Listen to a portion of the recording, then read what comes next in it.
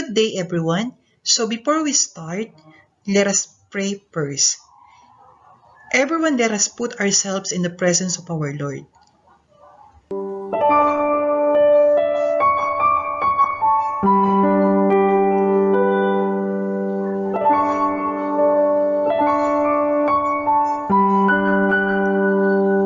Dear God, we thank you for your love and your promise to be with us at school or work, at rest or play.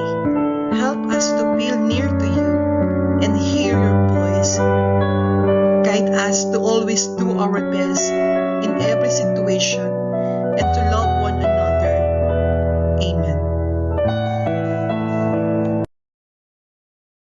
For the checking of attendance, the link is already posted on your group chat.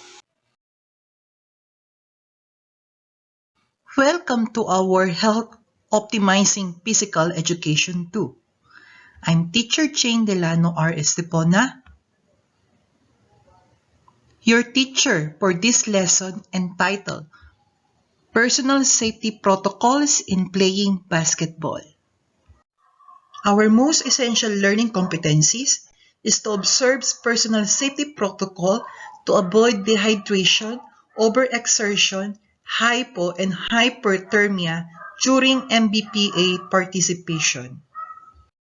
And here are the following objectives that you will learn in this lesson.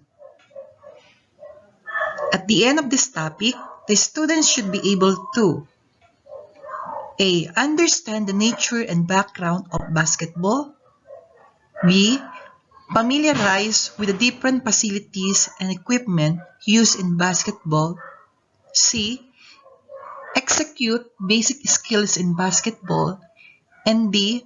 Observes personal safety protocol to avoid dehydration, overexertion, hypo, and hyperthermia during MBPA participation.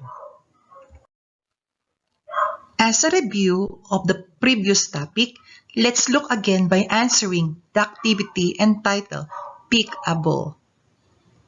Directions: pick up the ball to reveal the hidden questions for each number. Alright, let's get started. Any volunteer? Or you may type your answer in the comment box so I can read it. You only have 10 seconds to answer this question. Are you now ready? Alright, this is the question for number 1. I read it aloud and then after 10 seconds, you have to answer the question. Is that clear? Okay, number 1 question. A racket sport played indoors on a court by 2 opposing players, singles, or 2 opposing pairs of players, double, in which a shuttlecock is volleyed over a net. A. Basketball. B. Badminton. C. Table tennis. Or D. Volleyball. Go!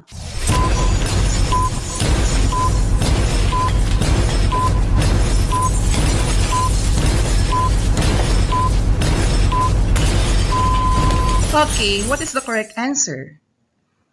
Okay, the correct answer is letter B, badminton. Okay, who among you got the correct answer? Okay, wow, very good. Arlene, I saw you were the first to give the correct answer. But all of you got the correct answer. Very good. Alright, are you now ready for question number 2? Okay, number 2 question is, this grip is used to hit shots that are on the hand facing in the direction of the stroke and around the head shots. A. Forehand. B. Backhand. C. Close hand. Or D. Cross hand. Go!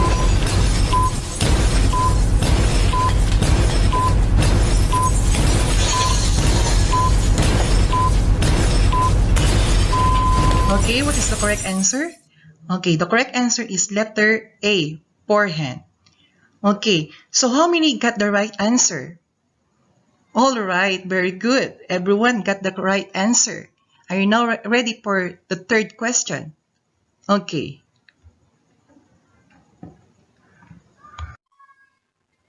Okay, so we go now for number 3 question. What physical activity refers to activities equivalent in intensity to brisk walking or bicycling? A. Minimal, B. Maximal, C. Moderate, or D. Vigorous? Go!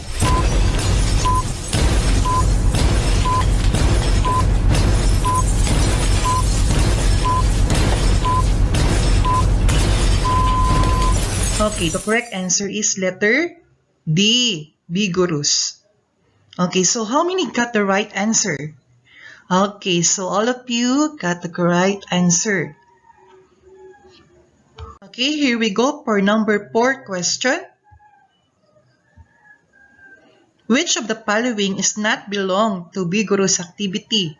A. Running, B. Dancing, C. Fast swimming, or D. Brisk walking? Go!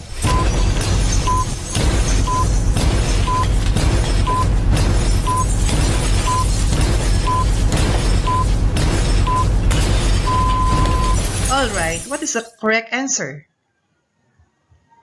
Okay, so letter D. Brisk walking.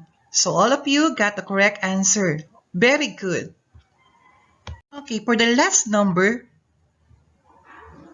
Okay, number 5. What grip will you use when your opponent returns the shuttle in your right side if you are a left-handed player?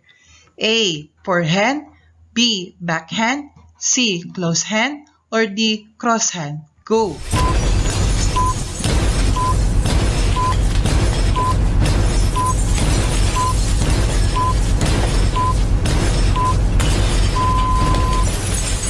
Okay, the correct answer is letter B, backhand. Okay, so, well, everyone got the right answer. Okay, very good. Alright, so much for that. Let's proceed for the next activity entitled Gallery Walk. Directions. Study the pictures inside the box. Identify and describe each picture as shown below. Okay, so you have 10 seconds to answer this. Okay, are you now ready? Okay, here we go now. 10, 9, 8, 7, 6, 5, 4, 3, 2, 1, 0. Okay, let's reveal your answer. Okay, number 1. Okay, for court. Number 2, whistle. Number 3, uniform. Number 4, hoop. Number 5, ball. Number 6, okay, shot clock. Okay, so how many got the right answer? So everyone got the right answer. Very good. I'm glad to know that you know these objects very well. Okay, let's proceed to the guide questions, thinking and learning process. Okay, number 1, why do we need to familiarize the facilities and equipment of the game basketball? Number 2, with the advent of COVID-19 circling around the globe, how can you maintain the cleanliness of your basketball equipment to avoid the spread of diseases?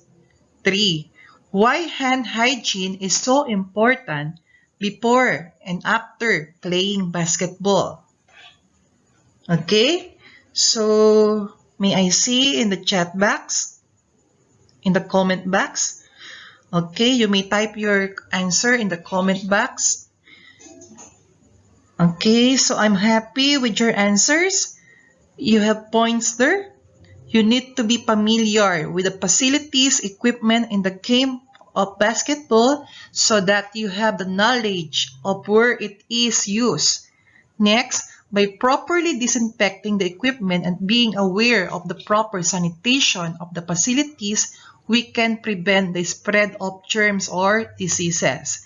And lastly, hand hygiene is so important so that we can maintain the safety of our health while playing basketball. All right, I'm glad everyone is participating in our activity. Okay, let's proceed to activity number 2, Remember Me. Directions. Look at the picture below. Write any words, terms that you can relate to the game. Let's see if you remember. Let's see if you have prior knowledge in this activity. Are you now ready? Okay, so you may type your answer in the comment box so I can read it. Okay, go. Okay, someone answered. Teams sports. Okay. 5 players. Court. Basket. Ball. Okay, very good. Okay. Basic skills. Offense, defense. Okay, center. Okay, power forward. Small forward. Shooting guard. And point guard. Very good. I'm glad that you have prior knowledge in this activity. Let's learn the brief history of basketball. Listen everyone. Basketball is a game played between two teams of 5 players, each on a rectangular court, usually indoors. The objective of the game is to shoot a ball through a basket. It is one of the most popular and widely viewed team sport in the world. It was invented by the Canadian clergyman, educator, and physician James Naismith on or about December 1891 at the International Young Men's Christian Association or YMCA training school, now Springfield College in Springfield, Massachusetts. Okay, answer the guide questions. Number 1. What is your favorite basketball team in PBA, NBA, and why? Number 2. Who motivated or influenced you in your team of interest and how? You may type your answer in the comment box so that I can read it. Anyone? Who among you already has the skills to play basketball? Is there a basketball player here or an athlete? I spoke to 2 student athletes and league members in their barangay to accommodate me for their demonstration of basic skills in basketball. Here and let's watch. As you watch the video, kindly list down the important details. Are my instructions clear? All right.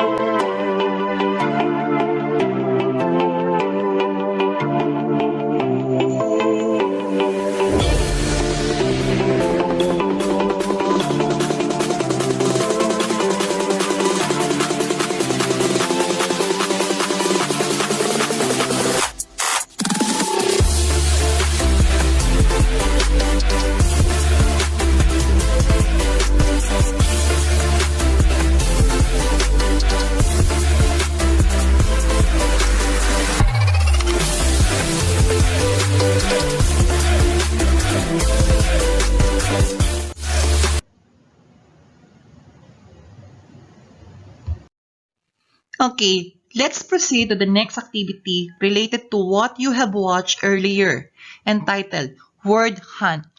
Directions. Identify and classify the pictures shown below.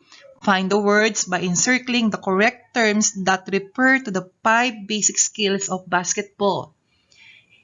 You may type your answer in the comment box so that I can read it one by one. So, I'm going to read your answer. Okay? So, number 1, that is, okay, a dribbling. Okay, number 2, so passing, correct. Number 3, okay, so that is a shooting. Very good. Number 4, running. And number 5, rebounding. Very good. So, number 1 is dribbling. Number 2 is passing. Number 3, shooting. Number 4, running. And number 5, rebounding. Okay. Very good. Alright, let's answer the guide questions here. Number 1, among the 5 basic skills of basketball, what specific skills are you familiar with? And number 2, why is it important to learn and practice the fundamentals skills of basketball? Okay, you may type your answer in the comment box. Okay, someone answered. In order for us to know and follow the game, we must know the basic skills because that is the foundation of your expertise in playing basketball. Okay, thank you, Jericho. Very good. Okay, how about number 1 question? Among the 5 basic skills of basketball, what specific skills are you familiar with? And Jess has answered, okay, dribbling. Okay. Okay, for the students and for the players and for our knowledge, let's watch the video clips that we should know before playing basketball and whatever sport it is. Watch and observe by listing down the information. Friday is the first official day of summer, and it's time to remember that fun in the sun can quickly turn dangerous. In today's Health Minute, Jeremy Roth explains how to avoid heat exhaustion and recognize the warning signs.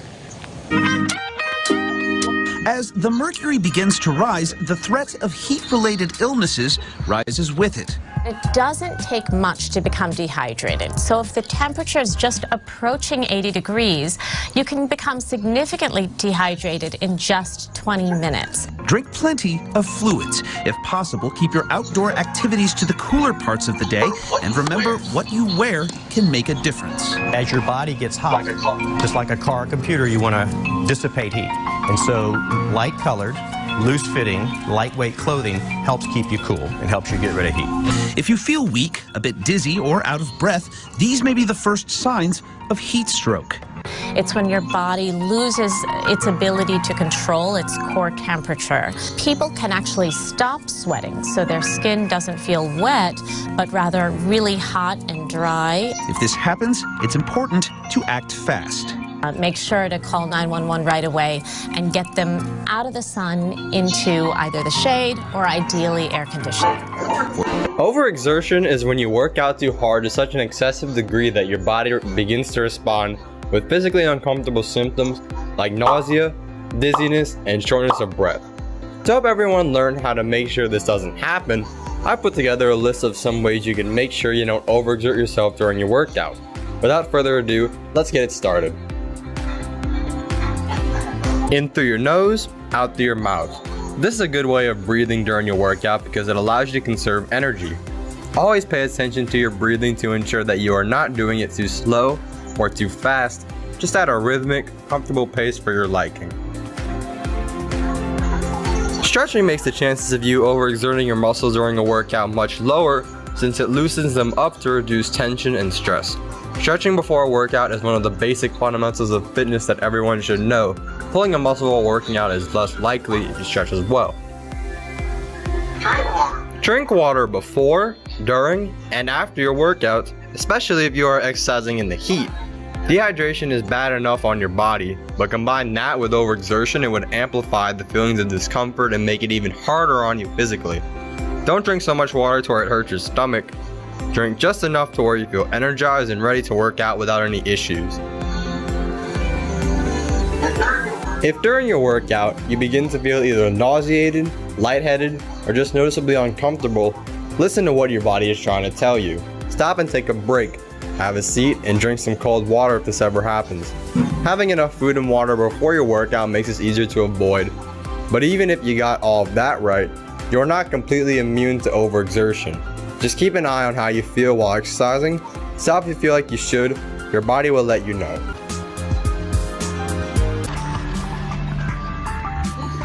Heat exhaustion is caused by exposure to a hot environment with inadequate intake of fluids or insufficient shade during physical activity. The casualty will develop severe cramps, headache, confusion, poor judgment or coordination as their body temperature rises to 39 degrees Celsius. Rest in a cool, shaded place, position wet towels over the body, give small amounts of water and seek medical aid urgently.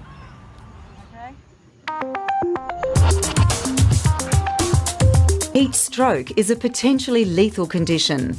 Fluid levels in the body become so low that sweating stops. This causes the body temperature to rise as it can no longer cool itself. The brain and other vital organs such as the kidneys and heart begin to fail. The person will look hot and red, feel fatigued, complain of a headache, nausea, dizziness and sometimes vomiting. What's up, mate? If the body temperature is over 40 degrees, they may collapse. You okay? You guys need some help? Just looks a bit hot. Oh wow, he's really hot. Hot, but he's not sweating. How long have you been riding for? Oh, a couple of hours, a few hours. A couple of hours, but he's not Oh God, have you got a phone? I do, yeah. Yeah, we need to call an ambulance. Those most at risk of heat stroke are infants, the elderly and sick, or those who exercise or work outside in hot weather. In managing heat stroke, move the casualty to a cool place and remove excess clothing. Assist them to lie down if conscious and cover with a wet sheet or blanket. Fan to increase the cooling process. Ice packs or cold packs can be applied to the neck, armpits and groin to cool blood in the large blood vessels. Give cold fluids if fully conscious. Overexposure to cold is also a progressive condition. When the body temperature falls to 35 degrees or below, this state is called hypothermia. Remove the person from the cold environment, ensure the casualty is dry and gradually re-warmed. Severe shivering will occur at a body temperature of 35 degrees. Severe hypothermia develops at 33 degrees. At 32 degrees, shivering actually stops. At 28 degrees, if the heart is irritated, it may beat irregularly. At 20 degrees, the heart will stop.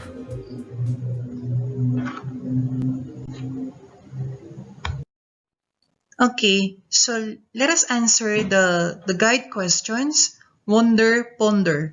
Okay, answer the following questions. Number 1, did you experience dehydration? If yes, cite your precautions to avoid dehydration. Number 2, explain the importance of personal safety protocols in MBPA and how it affects your training. Number 3, what do we mean when we say prevention is better than cure? Discuss briefly. Okay, so here are the grading rubric to evaluate your performance. Okay, 5 points if you show clear understanding on the topic, strong conviction, have an organization of ideas, and can express oneself well. Okay, 4 points, understanding of the topic, can explain the situation and ideas are well taught. 3 points, shows a little bug understanding of the topic. And 2 points, if it needs an improvement. Okay, you will have 20 seconds to do that. Okay, your time starts now.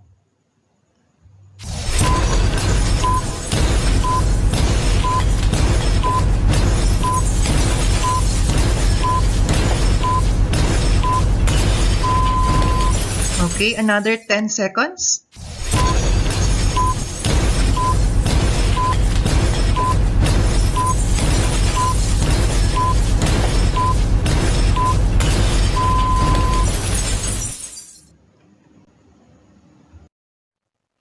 Okay, for activity number 5, ball bounce.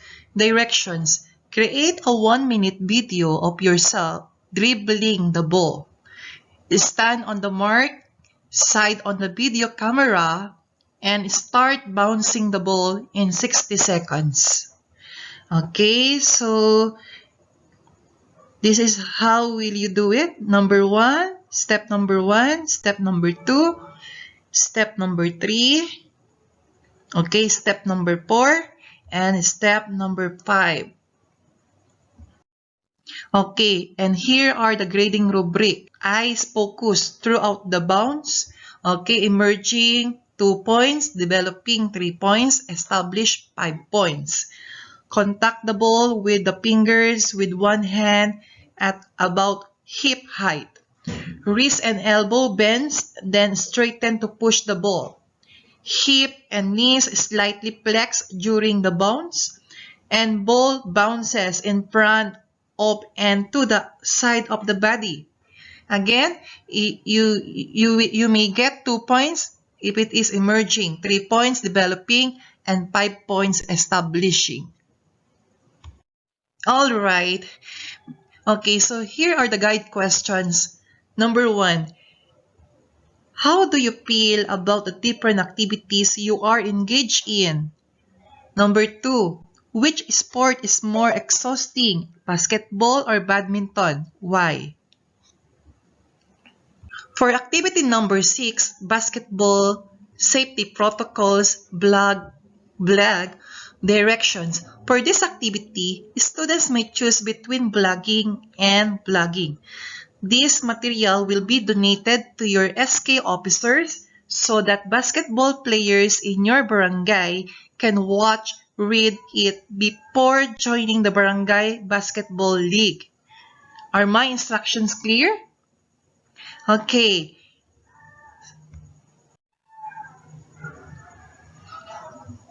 Okay, so if you choose blogging, learners should be able to create a 3-minute blog about 5 basic skills in basketball. Include in your blog the personal safety protocols in playing basketball. If you choose blogging, students should be able to create a journal about safety protocols before playing basketball.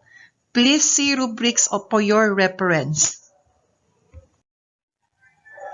Okay, so blog versus blog. Blog is like a journal, an expression of thoughts, opinion, and facts written and published online, while blog is in the form of a video. Okay, so you may write your statements or paragraphs here if you choose blogging. So if you choose blog, you may do it in the form of a video. Are my instructions clear? All right.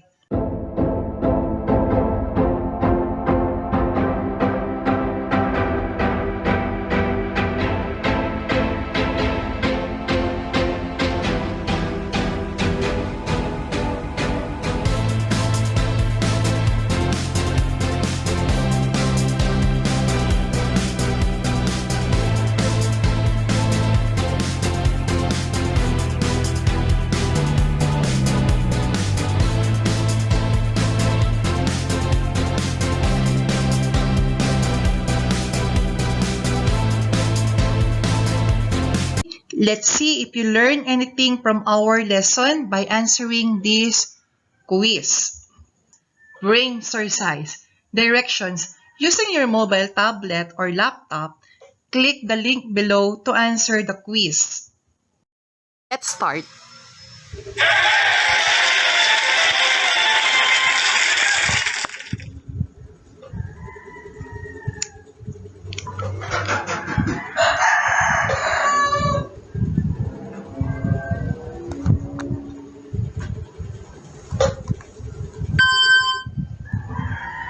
All right.